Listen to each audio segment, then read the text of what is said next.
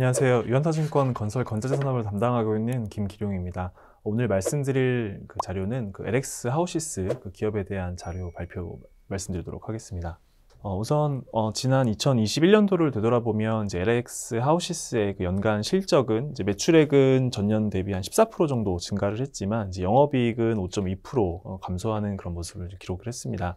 특히나 이제 전사 실적을 견인하고 있는 건자재 부분 같은 경우는 이렇게 알고 계신 것처럼 이제 신규 그 분양 물량 확대에 따른 후행적인 매출 성장에 대한 부분들이 좀 이어지면서 매출액은 좀 성장하는 모습을 보여줬지만 영업이익단에서는 주요 그 원재료 가격에 대한 상승 그리고 그 운반비 증가 같은 전반적인 비용에 대한 그 상승 영향으로 실적이 좀 부진했었고요. 특히나 작년 4분기 실적 같은 경우는 건자재 부분 기준으로도 이제 첫 영업 손실이 나는 1억 원 정도의 그 영업 손실이 나긴 했었지만 전반적으로는 전체 그 실적 역시도 영업 손익 기준으로는 20억 원 정도의 적자를 기록을 했습니다.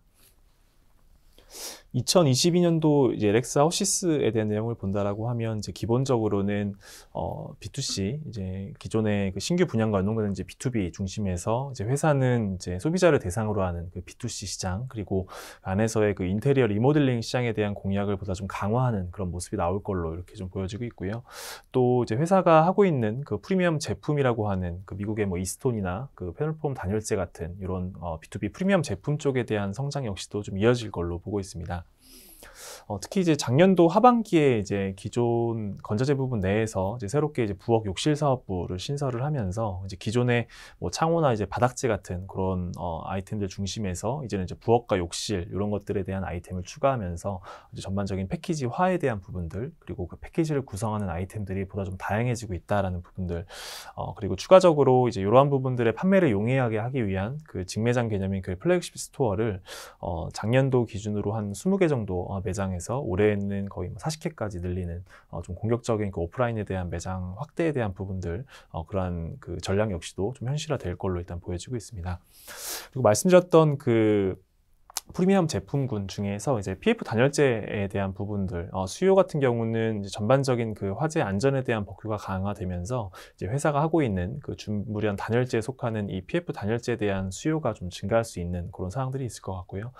특히 지금 기존에 이제 1호에서 3호 라인까지 지금 가동을 하고 있는 상황인데, 2022년도 2분기 그리고 이제 본격적으로 상업 가동이 예상되는 부분들은 이제 하반기부터 좀 가동이 되기 때문에 4호 라인만 놓고 본다면 이제 매출 규모로는 연간 한 1,000억 원, 그리고 2022년도를 봤을 때에는 하반기부터 이제 본격 가동된다는 관점에서는 그거의 한 절반 수준인 500억 정도에 대한 그 증설 효과가 좀 실적에 반영될 걸로 이렇게 좀 예상을 하고 있습니다. LX 하우시스에 대해서는 이제 투자기업 바이, 그다음에 목표 주가 79,000원을 그대로 유지를 합니다.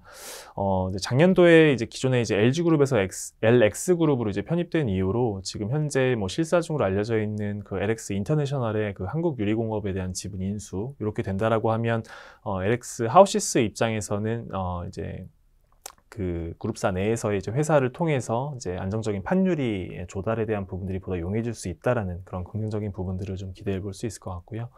그리고 지금 현재 하고 있는 그 자동차 소재 부품 사업부에 대한 뭐 수익성 개선에 대한 흐름도 있겠지만 뭐 아직까지는 그 과거에 추진했었던 이 영업 손익 기준으로 조금 적자가 나고 있는 이러한 그 자동차 소재 부품 쪽에 대한 사업부 매각 가능성은 뭐 아직까지는 크게 뭐 바뀐 거 없이 일단 유지가 되고 있는 걸로 좀 파악이 되고 있습니다. 그래서 이러한 부분들은 좀 주가의 변수가 될 걸로 보고 있고요.